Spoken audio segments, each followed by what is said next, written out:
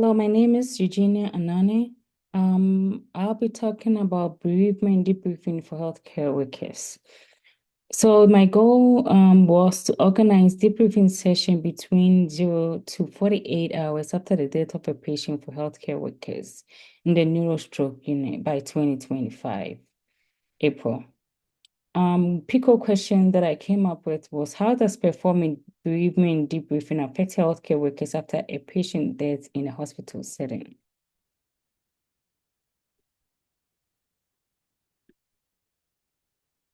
Background. So the background, some research that I did, and this is what I came up with, was there are no standard ways to help healthcare workers deal with the emotional impact of a patient death. Most available curriculum are time and resource intensive. Research has also shown that nurses accept the phenomenon of death as natural process of human life. However, they adopt the attitude of fear, death, the attitude of fear of death.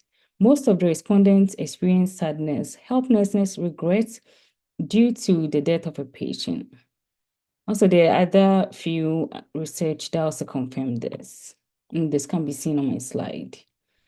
Okay, so there are few stakeholders who will be helping with the implementation of this project.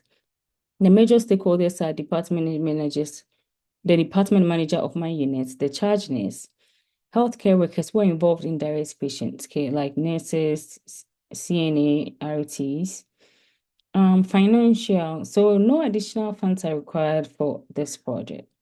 Debriefing sessions will be kept short, approximately 20 to 30 minutes or even less. To this is to help reduce distraction of normal workflow in the unit. So this is some of the data that I came up with. So average patient death per month for my unit is like 2 per month. Need for debriefing. So based on research, we found out that 75% of the workers my units needed debriefing session, and they confirmed this.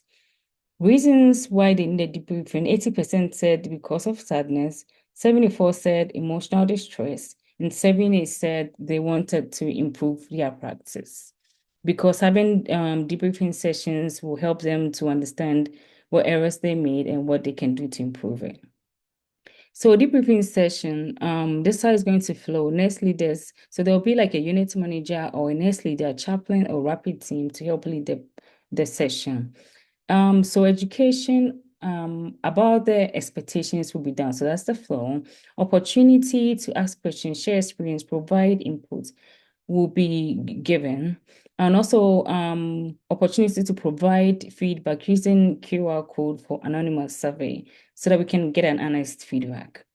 So the 5 stages of change, Roger's 5 stages of change theory was adopted. And the main reason why I adopted this strategy was because because of the second and the fifth stage. The second stage focuses on how to educate employees on the need for the change and recognize that there could be both positive and negative feedback from implementation. Also, considering the fifth stage, feedback about the change needs to be collected, which is very important, so the necessary adjustment can be made to obtain positive outcome. So literature, for the sake of time, I don't want to go through all the literature, but I'll just mention one. So debriefing offers many protective measures for nurses, such as better emotional support, enhanced teamwork, and continued opportunities to improve their practice environment. This research was done by Morley and Eternal 2024. If you go back, you see all the research that I did is here. I also provide reference at the end. So implementation, the plan was to start in October and finish by the end of April. So in October, the final week of October, I presented the proposal for the need for debriefing session to management for consideration for the implementation of the change. And by first week of April, my plan is to announce the adjustments and changes based on assessed feedback and data analyzed will be implemented. Okay.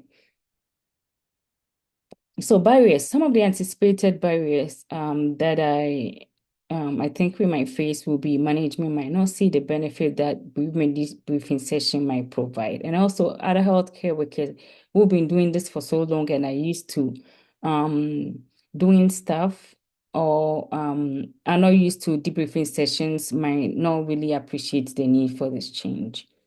The strategy to address the barriers will be to present them with evidence-based recent findings which prove the benefits of the briefing sessions. Also, feedback will be collected from employees and necessary changes will be made. So evaluation will be done based on anticipated outcome. So anticipated outcome includes improved emotional well-being of staff, improve patient outcome, continual opportunity to improve one's practice environment, decrease compassion fatigue and burnout experienced by healthcare workers. To be able to evaluate this, we'll measure the outcome by collecting and compiling data every month. QR codes will be printed out to scan and answer the question. The compiled data will be analyzed after collection. Changes will be implemented. So here's a list of references that will help you find all the information you need, okay? All right, thank you so much for having me. Have a great day.